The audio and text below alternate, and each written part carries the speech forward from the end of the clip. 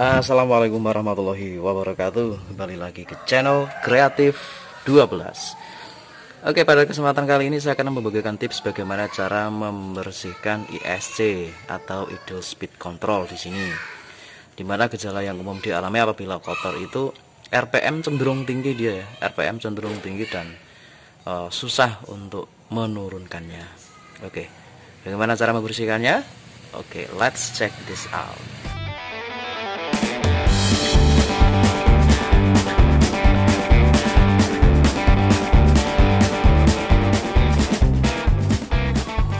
Nah, sebelum kita lanjut, seperti biasa bagi yang belum subscribe, silahkan kalian tekan tombol subscribe. Jangan lupa untuk aktifkan notifikasi loncengnya dan juga like videonya agar kita lebih semangat lagi dalam membuat konten-konten tentang dunia perotomotifan. Oke, langkah pertama ini kita buka dulu ya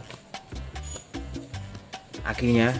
Biasanya sih aki negatif, tapi saya lebih seneng kalau akinya antara positif dan negatif kita cabut semuanya untuk menghindari berbagai macam gejala kelistrikan yang nanti bisa konslet atau apa ya. Dan ini juga berfungsi untuk mereset ya, mereset ECU dari kendaraan kita.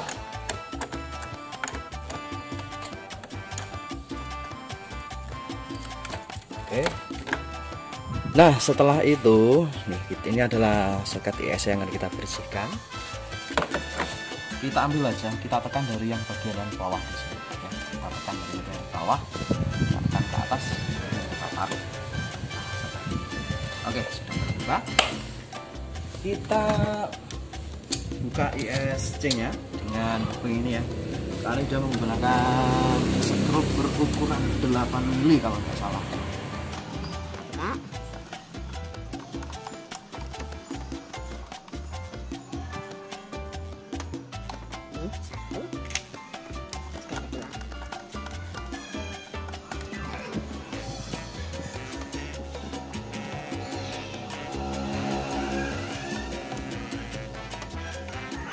Tinggal kita jabut aja untuk soket ISC nya.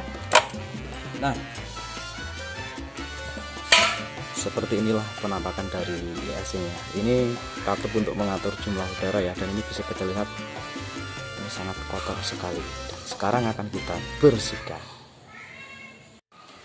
Nah, untuk membersihkannya kita menggunakan ini ya, injektor cleaner atau karburator cleaner seadanya saja, dan kemudian kita semprotkan saja ke bagian di sisi-sisi yang kotor di sini.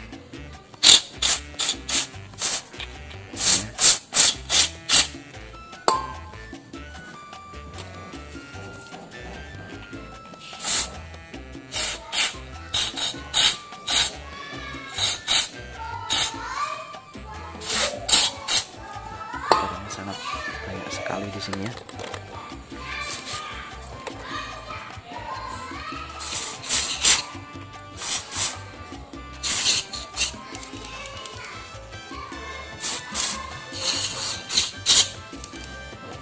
Jadi kotoran ini berasal dari throttle body atau TB yang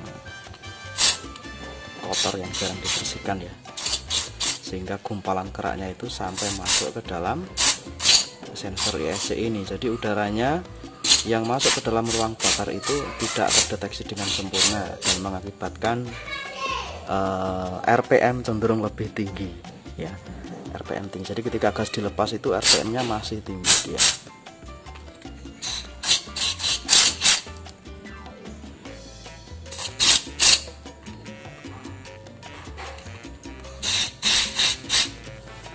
Bersihkan sampai bersih. Nah, ini setelah dibersihkan seperti ini, masih ada beberapa yang kotor, nanti kita lap aja di sini menggunakan tisu atau kain lap juga lebih bagus. Untuk bagian atas ini hitamnya ini jangan sampai kena lap dulu ya. Ini kita diamkan dulu karena zat yang ada dalam kandungan karburator cleaner atau injektor cleaner ini kan menggerus dia ya nanti. Jadi ini kan dia berupa karet, nanti kalau kita lap langsung akan mengakibatkan karetnya itu sedikit kendor dia ya, sedikit terkikis. Jadi kita diamkan dulu beberapa saat, nanti baru kita lap untuk yang bagian karetnya.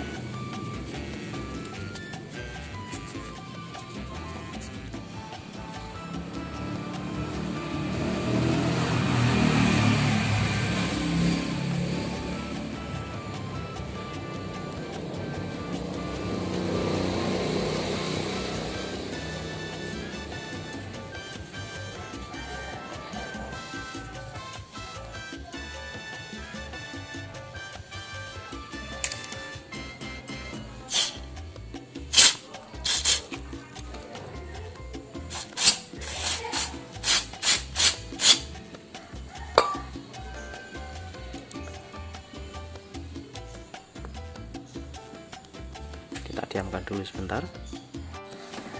Oke, sambil menunggu ES-nya kering di karetnya, ini kita bersihkan dulu bagian dari dalamnya atau dudukan dari ES itu sendiri. Nah, untuk membersihkannya ini kalau bisa jangan disemprot ya, karena kalau disemprot karburator cleaner nanti kotoran dari lubang ES ini akan masuk ke dalam throttle body. Nah, untuk membersihkannya kita semprotkan saja karburator cleanernya di tisu atau di kain lap ya. Nah, setelah itu kita oleskan saja ke dalam ini ya, dudukan dari throttle, dudukan dari ESC nya ini bisa kita lihat kotorannya ya, sangat kotor sekali. Jadi nggak perlu disemprotkan karena itu nanti kotorannya justru akan masuk ke dalam throttle body. Kalau nanti throttle bodinya nggak sekalian dibersihkan, justru akan masuk ke ruang bakar nanti.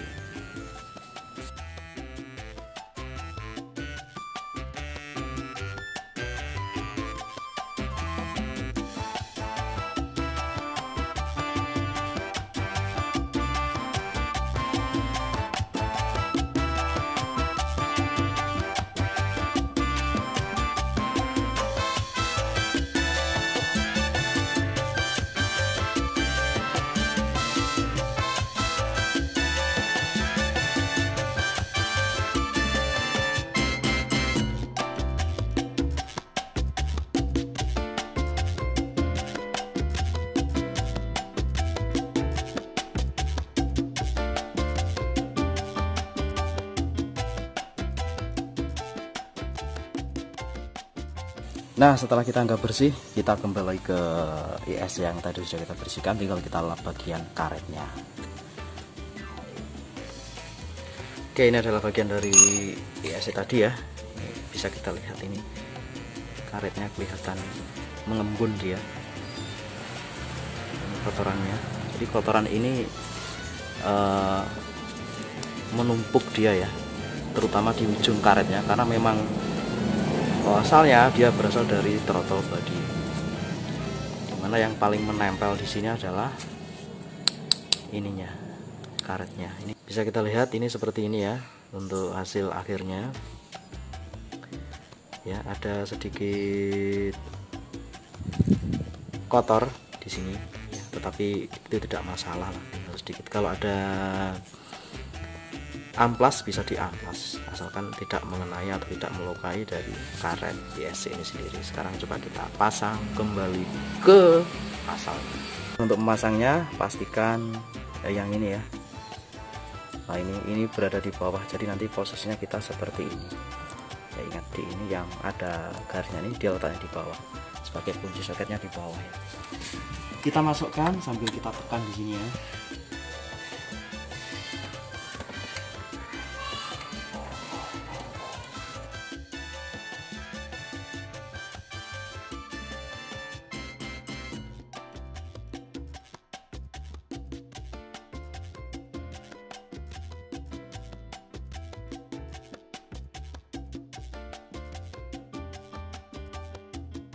Setelah kencang kita masukkan kembali soketnya. Untuk penguncinya ini ya, ini dia letaknya di bawah. Kalau masih bingung bisa dipaskan aja di sini ya. Ini untuk penguncinya di bawah, kita lihat aja dipaskan di sini karena berduri. Tinggal kita masukkan seperti ini, udah pas. Oke. Nah, untuk pemasangan aki, untuk memasang aki sendiri, kita mulai dari positif dulu ya. Yang positif kita masukkan, kita kencangkan terlebih dahulu.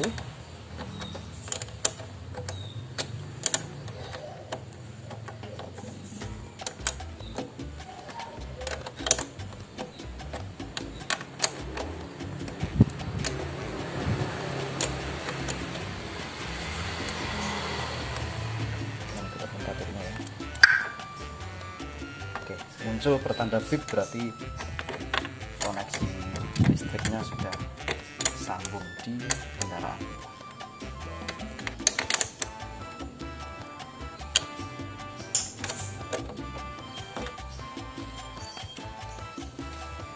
Nah, sekarang kita coba untuk menyalakan kendaraannya.